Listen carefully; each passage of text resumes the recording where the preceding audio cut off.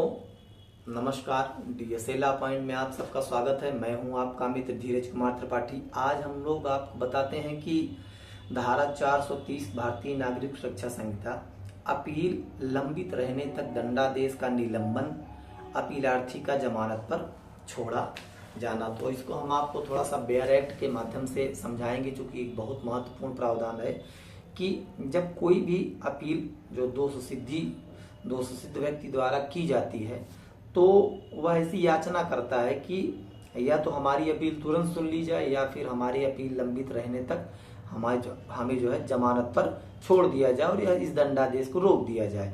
तो धारा 430 की उपधारा 1 में सबसे पहले तो यही प्रावधानित है।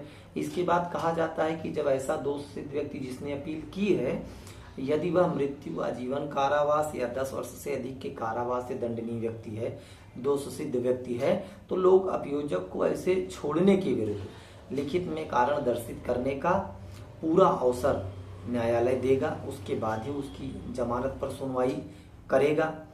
लेकिन दोष सिद्ध व्यक्ति को यदि जमानत पर छोड़ा भी जाता है तो वहां लोक अभियोजक जमानत रद्द करने के लिए अगले न्यायालय में आवेदन फाइल कर सकेगा।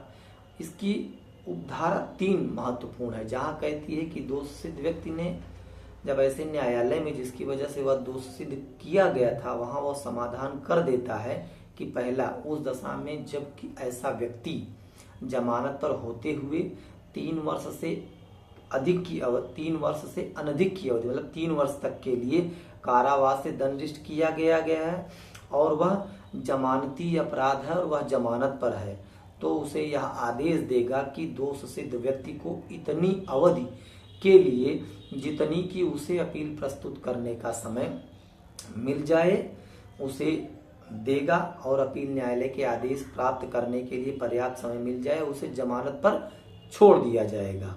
जब तक कि जमानत से इनकार करने के विशेष कारण न हो तब तक ऐसा जो है वो जो व्यक्ति छूटा रहता है दंडादेश को निलंबित समझा जाए। अर्थात जब किसी व्यक्ति को दोष सिद्ध किया जाए और वह मात्र कारावास 3 वर्ष तक का हो, उससे वह दंडादेश किया गया और अपराध जमानती है और वह जमानत पर है, तब उसे तुरंत जो है जेल नहीं भेजा जाएगा। उसे अपील प्रस्तुत करने के लिए इतना समय दिया जाएगा कि वह जो है उस अपीलीय न्यायालय में अपनी अपील प्रस्तुत कर सके। और जब अंततोगत्वा लास्ट में अपीलार्थी को किसी अवधि के कारावास या आजीवन कारावास का दंडादेश दिया जाता है जिसके दौरान ऐसा व्यक्ति छूटा रहता है, तो उस अवधि की गणना करने में जिसके लिए दंडादेश किया गया है हिसाब में नहीं लिया जाएगा। अर्थात जब तक आप बाहर रहेंगे तो उस अवधि को जेल के भीतर का रहने मतलब कि जेल के अंदर रहते हुए आपका नहीं माना जाएगा। धारा 431 कहती है कि दोष मुक्ति से अपील में गिरफ्तारी, दोष मुक्ति से अपील में अभियुक्त की गिरफ्तारी। तो यदि कोई ऐसी अपील धारा 419 अर्थात दोष मुक्ति से अपील में की गई है, तब जो है जिस न्यायालय में वह अपील की गई है उच्च न्यायालय उसे वारंट जारी कर सकता है और यह निर्देश कर सकता है कि अभियुक्त को गिरफ्तार किया जाए और जब तक अपील का निपटारा नहीं हो जाता है तब तक उसे जेल में रखा जाए या फिर उसकी जमानत ले सकता है। धारा 432 कहती है कि अपील न्यायालय अतिरिक्त साक्ष्य ले सकेगा। तो अपील न्यायालय अतिरिक्त साक्ष्य कैसे लेता है? तो अपील न्यायालय अतिरिक्त साक्ष्य यदि आवश्यक समझता है तो कारणों को अभिलिखित करेगा। और कैसे लेगा? या तो स्वयं लेगा या फिर मजिस्ट्रेट द्वारा, या जब अपील न्यायालय उच्च न्यायालय है तब सेशन न्यायालय द्वारा या मजिस्ट्रेट द्वारा लिए जाने का निर्देश दे सकता है। अर्थात जैसे मान लीजिए कि कोई केस सहारनपुर में हुआ, अब वहां से अपील उच्च न्यायालय में आई है दोष मुक्ति के विरुद्ध तो या दोष सिद्धि के विरुद्ध, अब न्यायालय ने कहा कि इसमें अतिरिक्त साक्ष्य लेना है, तो वो उच्च न्यायालय तो चूंकि साक्ष्य लेता नहीं, अब या तो फिर वहां से उनको सबको बुलाए उच्च न्यायालय में ले, या फिर वो वहां के सेशन जज को आदेशित कर दे कि भाई आप वहां उनके सबके साक्ष्य को रिकॉर्ड करके और यहाँ भेज दीजिए। या फिर जब कोई सेशन न्यायालय है तो फिर मजिस्ट्रेट के माध्यम से, मुख्य न्यायिक मजिस्ट्रेट या अन्य मजिस्ट्रेट के माध्यम से वह जो है अतिरिक्त साक्ष्य लिए जाने का निर्देश दे सकता है। या फिर उसे यह कह सकता है कि जब वह अपील मतलब कि साक्ष्य लिया जा रहा है अपील के समय में, तो वह अभियुक्त मतलब जो है अधिवक्ता के माध्यम से वहां पर उपस्थित रह सकता है।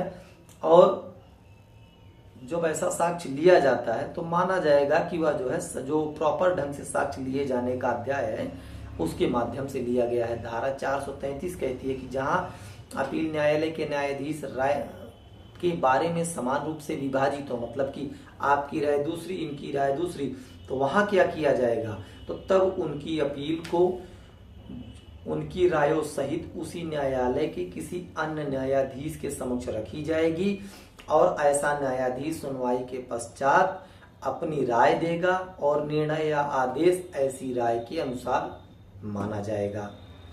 परंतु यदि न्यायपीठ गठित करने वाले न्यायाधीशों में से कोई एक न्यायाधीश या जहां अपील इस धारा के अधीन किसी अन्य न्यायाधीश के समक्ष रखी जाती है, अर्थात दो न्यायाधीश पहले विभाजित हो गए, अपनी राय में किसी अन्य के पास गई, वह भी सही निर्णय नहीं दे पा रहे हैं, तो किसी अन्य न्यायाधीश के समक्ष रखी जाती है।